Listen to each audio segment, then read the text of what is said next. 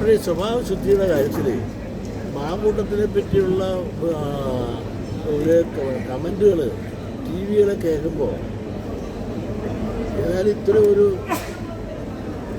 സ്വഭാവശുദ്ധി അശേഷയില്ല എന്ന് മാത്രമല്ല ചിലയിടത്തെല്ലാം കയറി ഇങ്ങനെ മുട്ടയിട്ട് നടക്കുന്ന ഒരു രാഷ്ട്രീയക്കാരനാണ്. കാണുന്നതെല്ലാം ഒരു പൊയ്മുഖവും ഉള്ള സ്ത്രീതൽപരനാണ് എന്ന് തോന്നാവുന്ന രീതിയിൽ നിങ്ങളുടെ ചില ന്യൂസുകളിലൂടെ മനസ്സിലാക്കാൻ സാധിക്കും. എന്നാൽ ഒരു കാര്യമുണ്ട്, പൊതുപ്രവർത്തകരായാലും സാമൂഹ്യ പ്രവർത്തകരായാലും രാഷ്ട്രീയ പ്രവർത്തകരായാലും ഒരു സ്വഭാവശുദ്ധി ജീവിതത്തിൽ അനിവാര്യമാണ്. അത് ജനങ്ങളെന്ന് ആഗ്രഹിക്കുന്നു.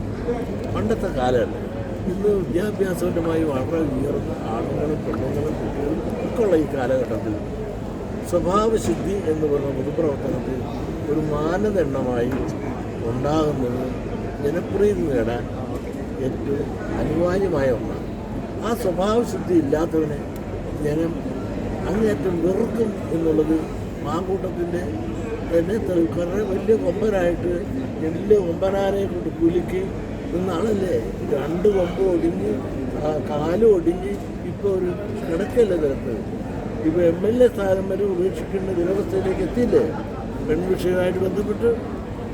പക്ഷേ ഇതൊന്നും ശരിയില്ല. ആ ആളിനെ സംബന്ധിച്ചിടത്തോളം ഈ പെൺവിഷയം ഒരുപാട് പെണ്ണുങ്ങളുമായിട്ടുള്ള വിഷയങ്ങളുണ്ടെന്ന് പലരും പറയുന്നു. എനിക്കിതൊന്നും അറിയില്ല പറയുന്നു. അതായത് ആ ആളെപ്പറ്റി ഇങ്ങനെ പറയണമെങ്കിൽ ഇത്തിരി ഇല്ലാതെ ഒത്തിരി നാളത്തില്ലെന്ന്. ഇതൊന്നൊരു പൊതുപ്രവർത്തകന് ചേർന്ന ശൈലിയല്ല, നല്ലതല്ല, കോൺഗ്രസ് സംസ്കാരത്തിന് ഒട്ടും ചേർന്നതല്ല.